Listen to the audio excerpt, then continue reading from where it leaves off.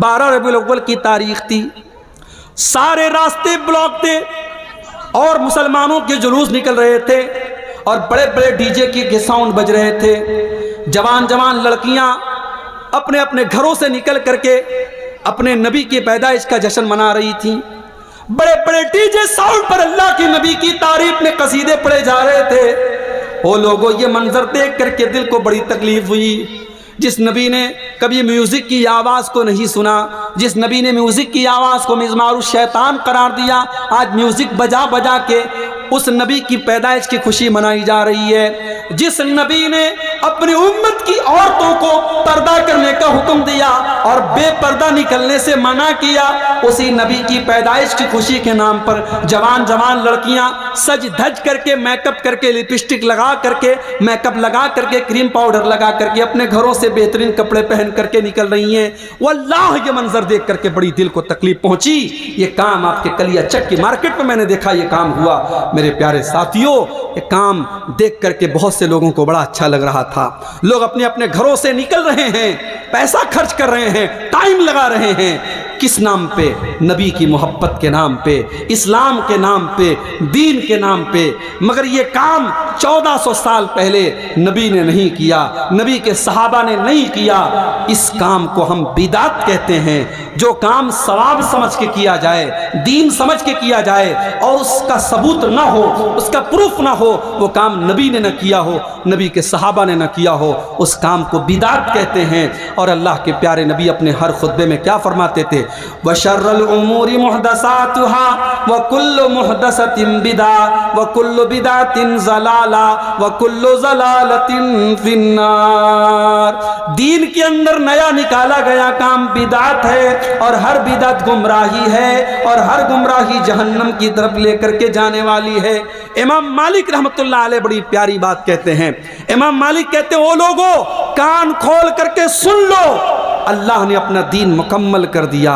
اللہ نے 1400 سال پہلے، امام مالک تو اللہ کے نبی کے 100 سال بعد کے ہیں، تو وہ کہتے ہیں 100 سال پہلے جب قرآن کی آیت نازل ہوئی، الْيَوْمَ أَكْمَلْتُ لَكُمْ دِينَكُمْ وَأَتْمَمْتُ عَلَيْكُمْ نِعْمَتِي وَرَضِيتُ لَكُمُ الْإِسْلَامَ دِينًا۔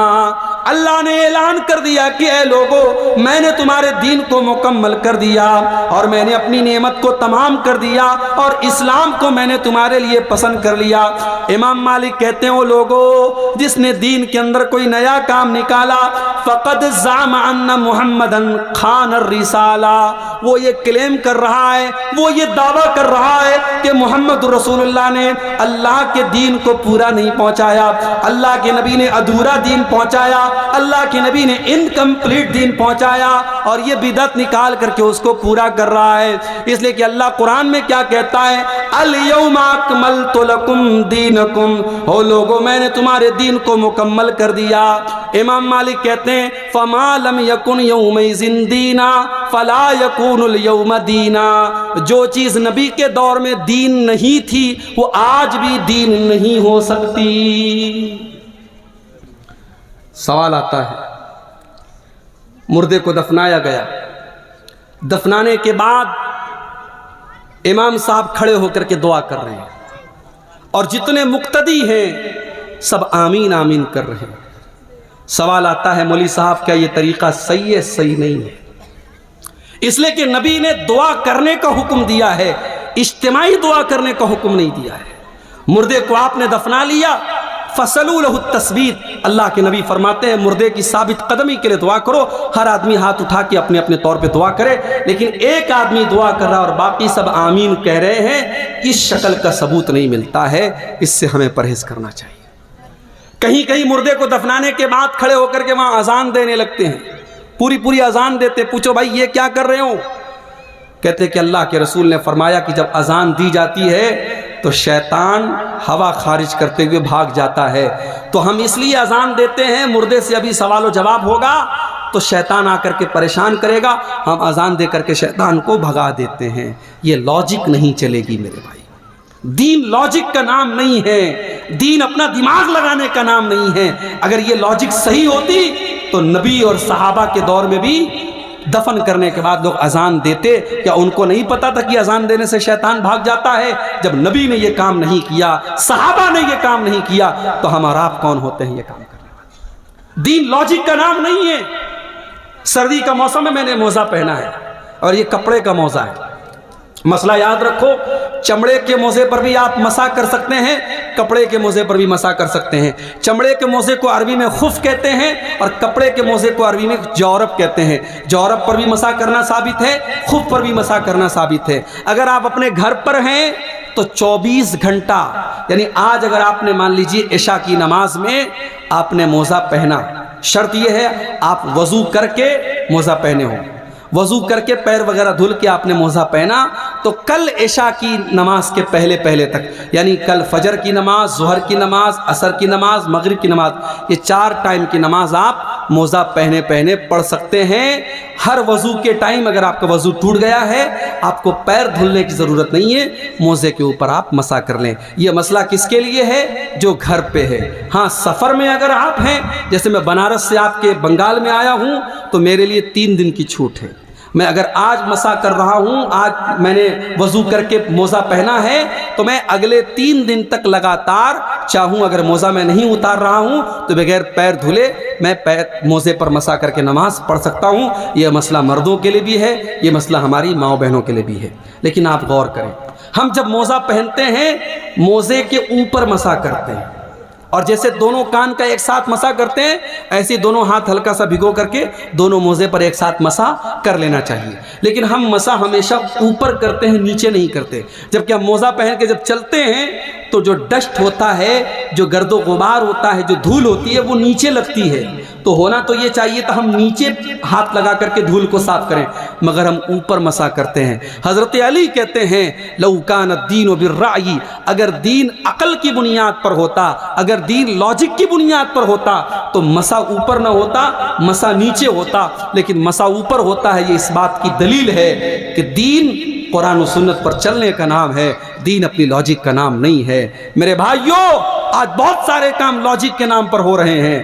مرنے والا مر گیا، اس کے تیسرے دن بریانی بن رہی ہے، بریانی پکا کر کے مدرسے میں بچوں کو دی جا رہی ہے، محلے کے غریبوں کو دی جا رہی۔ پوچھو بھائی یہ کیا ہے؟ کہتے ہیں تیجا ہے۔ 10ویں دن پھر بریانی پکڑی، پوچھو یہ کیا ہے؟ کہتے 10واں ہے۔ پھر 40ویں دن پھر بریانی بنی، پوچھو یہ کیا ہے؟ کہتے 40واں ہے۔ میں کہتا ہوں اپنے باپ کی طرف سے اگر تمہیں غریبوں کو کھانا کھلانا ہے، بچوں کو کھانا کھلانا ہے، مدرسے کے غریب بچوں کو، تو اس کے لیے تیسرے دن کی شرط کیوں؟ اس کے لیے 10ویں دن کی شرط کیوں؟ اس کے لیے 40ویں دن کی شرط کیوں؟ اس کے لیے جس دن باپ کا انتقال ہوا ہے اسی دن ہر سال جیسے شادی کا آدمی اینیورسری مناتا ہے اور پیدائش کا برتھ ڈے مناتا ہے، ویسے ہی مرنے کے لوگ برسی مناتے ہیں۔ یہ ساری چیزیں بدعت ہے میرے پیارے ساتھیوں، اور اللہ کے نبی نے فرمایا وَكُلُّ بِدْعَةٍ ضَلَالَةٍ، ہر بدعت گمراہی ہے، اور بدعت کرنے والا کل قیامت کے دن اللہ کے پیارے نبی اس کو بھگا دیں گے۔ اللہ کے پیارے نبی جب کل قیامت کے دن اپنی امتیوں کو حوض کوثر کا پانی پلائیں گے، جس کو پینے کے بعد کسی کو پیاس نہیں لگے گی، تو جس نے بدعت کی ہوگی دنیا میں، جس نے دین کے اندر نیا نیا کام نکالا ہوگا، اللہ کے پیارے نبی جب اس کو کوثر کا جام پلانے کی کوشش کریں گے تو فرشتے روک دیں گے۔ فرشتے کہیں گے اللہ کے نبی آپ ان کو حوض کوثر کا پانی نہیں پلا سکتے۔ اللہ کے نبی فرمائیں گے یہ تو میری امت کے لوگ ہیں، یہ تو میرا کلمہ پڑھنے والے لوگ ہیں، اے فرشتوں تم مجھے کیوں منع کر رہے ہو، ان کو پانی کیوں نہیں پلانے دے رہے ہو؟ فرشتے جواب دیں گے انک لا تدری ما احدثوا بعدک، اے اللہ کے نبی آپ نہیں جانتے انہوں نے آپ کے بعد دین میں کون کون سے نئے نئے گل کھلائے ہیں۔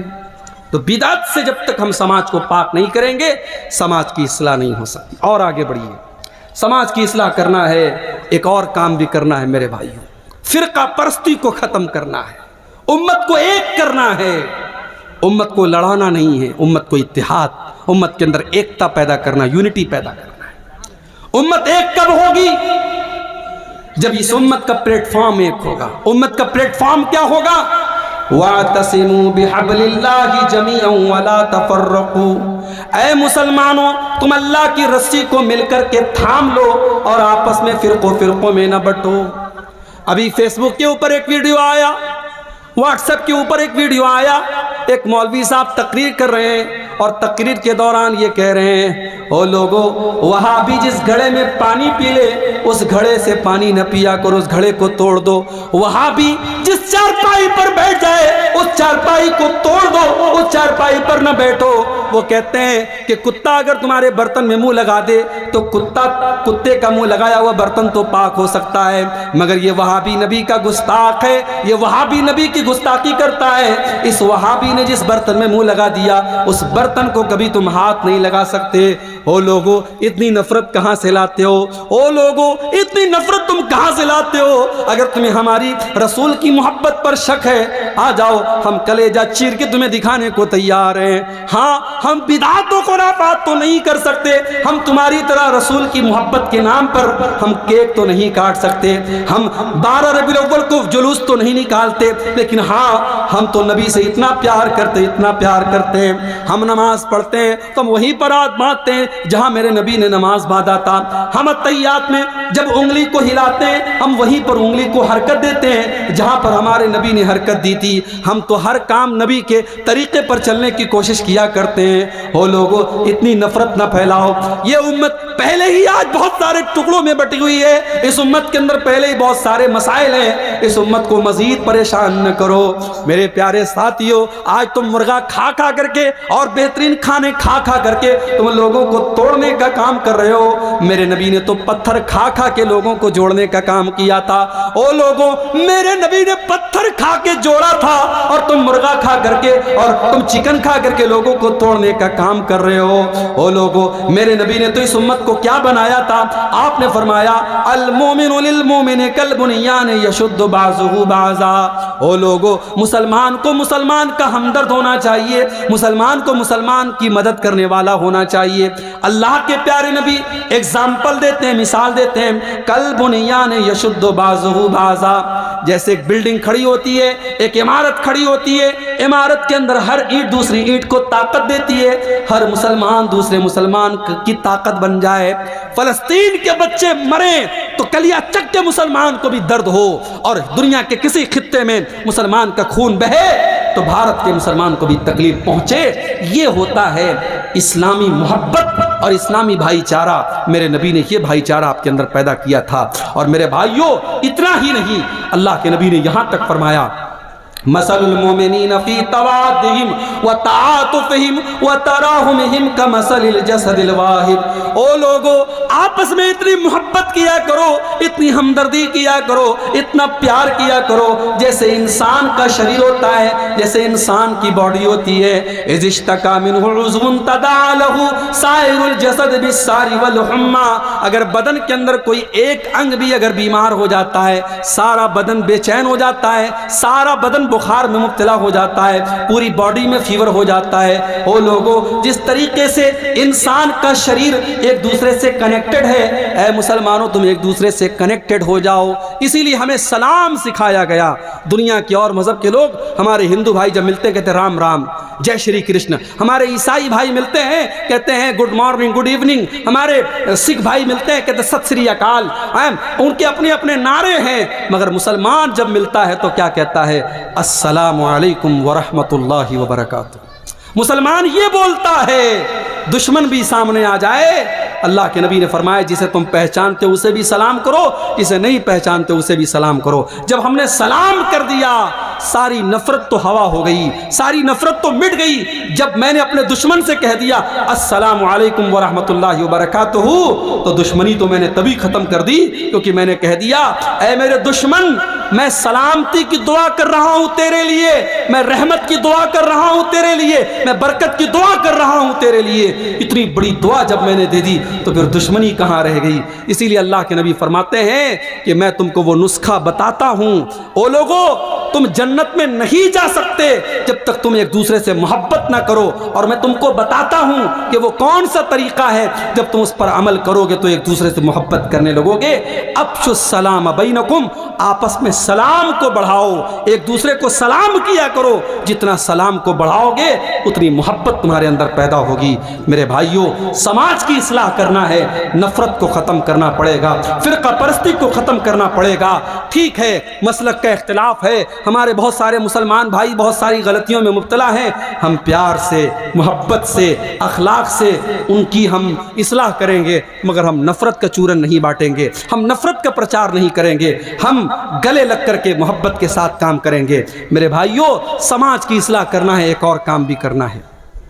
ابھی 2-3 ہفتہ پہلے جمعہ کا خطبہ میں نے اسی کلیا چک میں ایک جگہ پڑتی ہے مالدار پاڑا، وہاں پہ میں نے جمعہ کا خطبہ دیا، ٹائم دیا میں نے، لیکن مجبوری آ گئی، میرا پروگرام رات میں کھڑگپور میں تھا، ٹرین سے مجھے صبح وندے بھارت سے ہاوڑا سے آپ کے مالدہ اترنا تھا، ٹرین میری 5 منٹ میں لیٹ پہنچا، مس ہو گئی، میرا جمعہ بھی راستے میں چلا گیا، جمعہ میں نہیں پڑھا پایا۔ کل میرے پاس ایک میسج آیا، اسی مالدار پاڑا کے ایک نوجوان کا میسج آیا، اور اس نے کہیں سے میرا نمبر حاصل کیا، اسی لیے میں نمبر بھی عام طور سے نوجوانوں کو نہیں دیتا ہوں، کیونکہ مجھے معلوم ہے ہر طریقے کے لوگ ہوتے ہیں۔ میں جمعہ کے خطبے میں نہیں پہنچ پایا تو اسی کلیا چک کے اسی علاقے کے ایک نوجوان نے مجھے میسج کیا اور کہا کہ مولوی صاحب آپ بہت بڑے دھوکے باز ہیں، بہت بڑے دھوکے باز ہیں، آپ نے دھوکہ دیا ہے۔ یہ آج ہمارے نوجوان کا حال ہے۔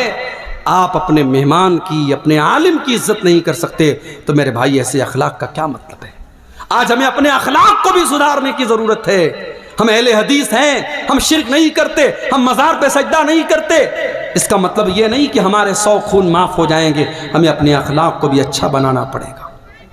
حضرت ابو ذر غفاری رضی اللہ تعالیٰ عنہ اللہ کے نبی کے پاس آتے اور کہتے ہیں اللہ کے نبی مجھے کوئی وصیت کر دیجئے، مجھے کوئی امپورٹنٹ بات بتا دیجئے، مجھے کوئی مہتوپورن بات بتا دیجئے۔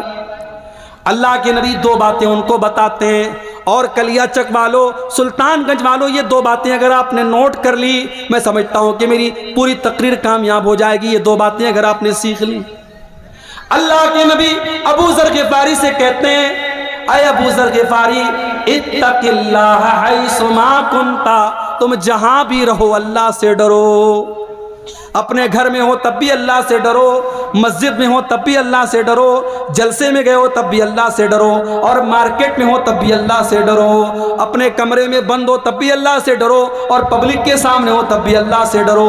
اتق اللہ حیث ما کنت، اے ابو ذر غفاری تم جہاں پر بھی رہو اللہ سے ڈرتے رہنا۔ اور دوسری چیز وَأَتْبِعِ السَّيِّئَةَ الْحَسَنَةَ تَمْحُوهَا، اے ابو ذر جب تم سے کوئی گناہ ہو جائے، جب تم سے کوئی غلطی ہو جائے تو جلدی سے کوئی نیکی کر لو، تمہاری نیکی تمہارے گناہ کو مٹا ڈالے گی۔ جب تم کوئی گناہ کر دو، کوئی غلطی ہو جائے تو جلدی سے کوئی نیکی کر دو، جب تم نیکی کر لو گے تو تمہارے گناہ کو اللہ تعالیٰ معاف کر دے گا۔ اور تیسری چیز وَخَالِقِ النَّاسَ بِخُلْقٍ حَسَنٍ، اے ابو ذر لوگوں سے اچھے اخلاق سے پیش آیا کرو، لوگوں کے ساتھ برا ویوہار نہ کیا کرو، لوگوں کے ساتھ بدتمیزی نہ کیا کرو۔ میرے نوجوان ساتھیوں، اپنے اخلاق کو بہتر بناؤ، اپنے اخلاق کو بہتر بناؤ، اپنی گفتگو کو، اپنے بیہیویئر کو اچھا بناؤ۔ حضرت لقمان اپنے بچے کو کیا نصیحت کرتے ہیں؟ وَلَا تُسَئِرْ خَدَّكَ لِلنَّاسِ، اے میرے بچے تو گال پھلا کر کے لوگوں سے نہ ملا کر، اے میرے بچے تو گال پھلا کر کے لوگوں سے نہ ملا کر، وَلَا تَمْشِ فِي الْأَرْضِ مَرَحًا، اور تو زمین میں اکڑ کر کے نہ چلا کر۔ 4 پیسے کما لیے تو اکڑا نہ کرو، تمہارے پاس بڑے بڑے نیتاؤں سے تمہارا تعلق ہو گیا، تم MLA صاحب کے ساتھ چلنے لگے، تم MP صاحب کے ساتھ چلنے لگے، تم پریزیڈنٹ کے ساتھ چلنے لگے، تم پردھان منتری کے ساتھ چلنے لگے، تمہارے اندر اہنکار آ گیا، تمہارے اندر تکبر آ گیا۔ وَلَا تَمْشِ فِي الْأَرْضِ مَرَحًا، تم زمین میں اکڑ کر کے نہ چلا کرو۔ تکبر اللہ کو پسند نہیں ہے۔ ایک آدمی مارکیٹ میں جا رہا تھا، بہت سارا سامان اس نے لیا تھا، وہ ایک کلی کو تلاش کرنے لگا، کوئی کلی مل جائے، کوئی پورٹر مل جائے میرے سامان کو اٹھانے والا تو مجھے کچھ مدد مل جائے۔ ایک آدمی کو دیکھا سمپل ڈریس میں ہے، سمجھا یہ کولی کا کام کرتا ہے، کہا بھائی میرا یہ سامان میرے گھر تک پہنچا دو۔ اس آدمی نے اس کا سارا سامان اپنے سر پہ اٹھایا، اس کے ساتھ جانے لگا۔ راستے میں جو لوگ دیکھتے تو جو آدمی سامان اٹھائے ہوئے تھا اس کو دیکھ کے کہتے السلام علیکہ یا ابا عبداللہ، السلام علیکہ یا ابا عبداللہ، اے ابو عبداللہ آپ پر سلام، اے ابو عبداللہ آپ پر سلام۔ اب یہ بیچارہ پریشان تھا، سب لوگ اس کو سلام کر رہی ہے کون آدمی؟ تو ایک آدمی سے پوچھا کہ بھائی یہ کون آدمی ہے جس کو میں نے اپنا سامان اٹھانے کا کام دیا ہے؟ کہا ارے تم کو پتہ نہیں یہ کون ہے؟ یہ اللہ کے رسول کے صحابی سلمان فارسی ہیں، اور یہ اس شہر کے گورنر ہیں، یہ مدائن کے گورنر ہیں۔ کہا یا اللہ، مدائن کے گورنر سے میں کولی کا کام کروا رہا ہوں؟ کہا ارے حضرت معاف کیجئے میں نے پہچانا نہیں تھا، جلدی سے یہ سامان اتار دیجئے۔ کہا نہیں، اب جب تک یہ سامان تمہارے گھر میں نہیں پہنچا دوں گا میں اپنے سر سے یہ سامان نہیں اتاروں گا۔ ان کے گھر تک سلمان فارسی نے وہ سامان پہنچایا۔ یہ سلمان فارسی کا اخلاق تھا، یہ صحابی کا اخلاق تھا۔ میرے نوجوان ساتھیوں، ہمیں اور آپ کو اپنے اخلاق کا بھی جائزہ لینے کی ضرورت ہے۔ قیامت کے دن اللہ کے ہاں جب ہماری نیکیوں کو تولا جائے گا تو جیسے روزے کو تولا جائے گا، نماز کو تولا جائے گا، زکوٰۃ کو تولا جائے گا، صدقہ خیرات کو تولا جائے گا، ہمارے اخلاق کو بھی تولا جائے گا۔ اور اللہ کے نبی فرماتے ہیں ما من شیء یوضع فی المیزان اثقل من حسن الخلق، اللہ کے ہاں ترازو پر سب سے وزنی، سب سے وزندار اگر کوئی چیز ہوگی تو اخلاق ہوگا۔ میرے بھائیو، اپنے اخلاق کو بہتر بنا دو۔ آپ کی گفتگو، آپ کی بات چیت، آپ کی ٹاکنگز، آپ کی بھاشا، آپ کا وکتویہ وہ بتاتا ہے کہ آپ کا مینر کیا ہے، آپ کا اخلاق کیا ہے۔ اسی لیے حضرت لقمان اپنے بچے سے کہتے ہیں اے میرے بچے، اونچی آواز میں لوگوں سے بات نہ کیا کر، وقصد فی مشیکا وغضض من صوتکا، جب تو چلا کر تو تیری چال بھی بہت تیز نہ ہو بلکہ بیچ کی چال ہو، اور جب تو بولا کر تو بہت چلا چلا کر کے نہ بولا کر، درمیانی آواز میں بولا کر۔ ان انکر الاصوات لصوت الحمیر، سب سے بری آواز گدھے کی آواز ہوتی ہے۔ جانتے ہو گدھے کی آواز سب سے بری کیوں ہوتی ہے؟ کیونکہ گدھے کی آواز میں کوئی ردم نہیں ہوتا ہے، کوئی لے نہیں ہوتی ہے، کوئی سر نہیں ہوتا ہے، گدھا بس چلاتا ہے۔ تو چلانے والوں کو اللہ کے نبی نے پسند نہیں کیا ہے۔ میرے بھائیو، اپنے اخلاق کو بہتر بناؤ اور آگے بڑھیے۔ ایک بہت بڑی برائی ہم سماج میں یہ بھی دیکھ رہے ہیں، شادی بیاہ کے اندر بہت ساری غیر اسلامی چیزیں۔ اسی بنگال کے اندر ہم نے دیکھا ہلدی کی رسم ہو رہی ہے، اور ہلدی کی رسم جس دن ہو رہی ہے بہت بڑا فنکشن ہو رہا ہے۔ ساری لڑکیوں نے ہلدی کلر کے کپڑے پہنے ہوئے ہیں، سارے لڑکوں نے ہلدی کلر کے کپڑے پہنے ہوئے ہیں، پورا کھانا پینا ہو رہا ہے۔ اور کیا ہو رہا ہے صاحب؟ یہ ہلدی کی رسم ہو رہی ہے۔ مسلمان کی شادی ہے، مسلمان میں بھی اہل حدیث کی شادی ہے، سینے پر ہاتھ باندھنے والے کی شادی ہے، رفع یدین کرنے والے کی شادی ہے، لیکن ہلدی کی رسم اس کے گھر پہ ہو رہی ہے۔ منگنی کی سیریمنی اور منگنی کی رسم بھی اس کے گھر پہ ہو رہی ہے، اور سونے کی انگوٹھی دلہن کو بھی پہنائی جا رہی ہے، اور سونے کی انگوٹھی دلہے کو بھی پہنائی جا رہی ہے۔ او لوگو، یہ رسمیں کہاں سے آ گئیں؟ او لوگو، تم نے اپنے پورے نکاح کو، پورے شادی بیاہ کو آج غیر اسلامی بنا ڈالا، بالکل حرام بنا ڈالا۔ دیکھ لو آپ، 400 باراتی آ کے کھا رہے ہیں۔ باراتیوں کے الگ نخرے ہیں۔ کہیں تو صاحب بارات اس بات پر لوٹ جاتی ہے کہ بریانی میں گوشت نہیں ملا، اس بات پر بارات لوٹ گئی، کہیں کہ ایسا بھی ہوا ہے۔ باراتی آئے ہیں، غریب لڑکی کا باپ بینک سے لون لے کر کے 400 باراتیوں کو کھانا کھلا رہا ہے۔ اور مجھے بتاؤ کون سے اسلام کی تعلیم ہے، کون سے نبی کی تعلیم ہے، کون سے دین کی تعلیم ہے؟ میرے بھائی، لڑکی کی شادی کرنے والا باپ اپنی لڑکی کی شادی کرنے کے لیے مجبور ہے بینک سے لون لینے پر، اسے جہیز کا انتظام کرنا ہے۔ پکے اہل حدیث علاقے کی بات کر رہا ہوں، وہاں پر بھی جہیز کا لین دین ہو رہا ہے۔ میرے نبی نے 4 بیٹیوں کی شادی کی، کس کو جہیز دیا میرے بھائی؟ صحابہ نے اپنی بیٹیوں کی شادی میں کب لوگوں کے سامنے ہاتھ پھیلا کے بھیک مانگی اور قرضہ لے کے اپنی بیٹیوں کی شادی کی ہے؟ آپ نے بیٹیوں کو بوجھ بنایا ہے، اور یہی وجہ ہے ہمارے ملک میں، ہمارے بھارت میں ہر سال لاکھوں بچیاں ماں کے پیٹ میں مار دی جاتی ہیں، کیونکہ ان کا غریب باپ نہیں چاہتا ہے کہ میرے گھر میں ایک اور بیٹی آئے اور مجھے پھر اپنی بیٹی کے لیے قرضہ لینا پڑے۔ بیٹیوں کو باپ ماں کے پیٹ میں مروا دیتا ہے۔ میرے بھائی، اپنے شادی بیاہ کے سسٹم کو آسان کرو میرے بھائی. سماج بہت دوسرے طریقے پر جا رہا ہے. میں کہیں جاتا ہوں, مجھ سے نوجوان کہتے ہیں مولوی صاحب کوئی نصیحت کر دیجئے, کوئی قیمتی بات بتا دیجئے. میں ایک ہی قیمتی بات بتاتا ہوں, شادی کے قابل ہو گئے وہ شادی کرو. ان کے گارجین سے کہتا ہوں, لڑکیوں کے باپ سے کہتا ہوں. لڑکے تو پھر بھی کہہ دیتے ہیں گھر میں میری شادی کرا دو. لڑکیاں بیچاری شرماتی ہیں, وہ نہیں کہہ سکتی. لڑکی 25 سال کی ہو گئی, 28 سال کی ہو گئی, 30 سال کی ہو گئی, تم شادی نہیں کرا رہے, کیوں نہیں کرا رہے؟ ارے مولوی صاحب کیا بتائیں, ہمارے برابر کا رشتہ نہیں مل رہا ہے. اپنی شرطوں کو تھوڑا ڈاؤن کر دو میرے بھائی, اپنی شرطوں کو تھوڑا کم کر دو. اپنی بچیوں کی, اپنے بچوں کی صحیح ٹائم پر شادی کرو. نہیں کراؤ گے, ہوٹلز کھلے ہیں, زنا کے اڈے کھلے ہیں. اور ابھی رپورٹ آئی ہے, ایک ہوٹل کمپنی ہے جو پورے بھارت میں جس کے ہوٹلوں میں زنا کاری ہوتی ہے, اس ہوٹل کی کمپنی کا سروے آیا ہے, پورے بھارت میں اس ہوٹل کو سب سے زیادہ حیدرآباد شہر میں یوز کیا جاتا ہے, اور حیدرآباد میں بھی سب سے زیادہ مسلم علاقوں میں یوز ہو رہا ہے. آج آپ کی مسلمان لڑکیاں اس راستے پر جا رہی ہیں. کرناٹک کی ہویری سے ابھی ایک نیوز آئی, 26 سال کی مسلمان لڑکی 40 سال کے غیر مسلم رکشہ ڈرائیور کے ساتھ ہوٹل کے کمرے میں پائی گئی, بدکاری کرتے ہوئے پائی گئی. یہ حالات آپ کی قوم کے ہیں میرے بھائی. ہمارے اتر پردیش کے بریلی شہر میں 8 سال تک مدرسے میں پڑھنے والی لڑکی آج غیر مسلم کے ساتھ اپنے گھر کو, اپنے باپ کو, اپنے پریوار کو چھوڑ کے جاتی ہے اور غیر مسلم کے ساتھ شادی کرتی ہے اور اس کے مذہب میں داخل ہو جاتی ہے, اسلام کو چھوڑ دیتی ہے. آپ نے کیا کیا میرے بھائی؟ آپ کے اسی بنگال میں دیکھتا ہوں جلسہ ہو رہا ہے, آپ نے عورتوں کا انتظام کیا ہے, بہت اچھی بات ہے. لیکن آپ کے یہاں جمعہ کی نماز ہوتی ہے مسجد میں, جامع مسجد میں. میں نے پوچھا 10 مسجدوں کے بارے میں, میں نے پوچھا تو 10 مسجدوں میں سے 3 مسجدوں والوں نے کہا ہمارے یہاں عورتوں کا انتظام ہے, 7 مسجد والوں نے کہا ہمارے یہاں کوئی انتظام نہیں. کیوں انتظام نہیں؟ کیا آپ کے پاس پیسے کی کمی ہے؟ نہیں, بہت پیسہ ہے آپ کے پاس. آپ کی شادیاں بتاتی ہیں بہت پیسہ ہے آپ کے پاس. آپ کی فضول خرچی بتاتی ہے بہت پیسہ ہے آپ کے پاس. شادی بیاہ کے موقع پر آپ کے لاکھوں کے خرچ بتاتے بہت پیسے ہیں آپ کے پاس. اگر بچانا چاہتے ہو اپنی قوم کی بچیوں کو, اپنی مہیلاؤں کو, اپنی بیٹیوں کو, میری بات لکھ لو.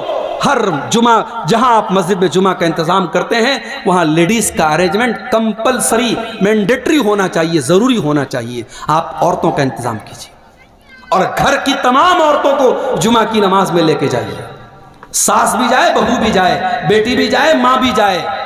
ہمارے یہ بھی عجیب مسئلہ ہے, 70 سال کی بوڑھی ماں گھر سے نکلتی ہے تو چادر میں, نقاب میں, برقعے میں نکلتی ہے, اس کی آنکھ بھی نظر نہیں آتی. اور 18 سال کی چھوکری نکل رہی ہے, بال کھلے ہوئے ہیں, لپسٹک لگا کے, میک اپ کر کے, تمام سر سے پیر تک پوری سج کے سنور کے نکل رہی ہے. ماں کو پردے کی, شریعت نے پردے کی چھوٹ دی ہے. 60 سال کی عورت ہو جائے, شریعت نے کہا اگر وہ پردہ اتنا نہ بھی کرے تو چلے گا. جس کو پردہ کرنا چاہیے وہ بے پردہ گھوم رہی ہے, اور 60 سال والی جو بوڑھی اماں ہے وہ بیچاری پردہ کر رہی ہے. میرے بھائیوں, ہمیں سماج کو بدلنا پڑے گا. ہمیں سمجھنا پڑے گا کہ سماج آج دشت ہو رہا ہے, سماج آج گندا ہو رہا ہے, اور اس سماج کو بچانے کی ذمہ داری ہم سب کی ہے. اگر بیوی اگر بے پردہ گھوم رہی